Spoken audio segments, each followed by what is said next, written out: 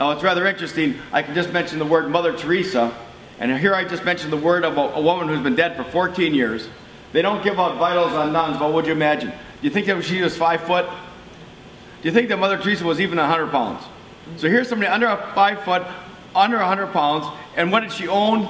2 dresses. And 14 years after her death, we're all talking about her. Why? Because of her service. So she was asked after age 80, she was in the hospital for exhaustion. Wouldn't it be wonderful to be 80 and be exhausted? And she comes out of the hospital and people asked her, Mother, what's your greatest problem? And she said, parking spaces. Parking spaces? Parking spaces. I send the sisters to get their degrees in medicine and nursing. They come back, they all want their own parking space. So I have to send them to the house of the dying to get them straightened around to understand why they first came here in the first place. So this is what's really amazing, and that's what Greenleaf paid attention to. And as we look in terms of our own culture today, when people say, who's a servant leader? Well, does the name Nelson Mandela strike a chord? Pope Francis.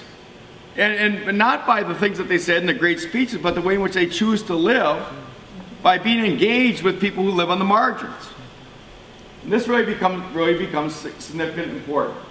And then finally, number 11, let's look at that focus on fast action. How do we get things done faster, faster, faster?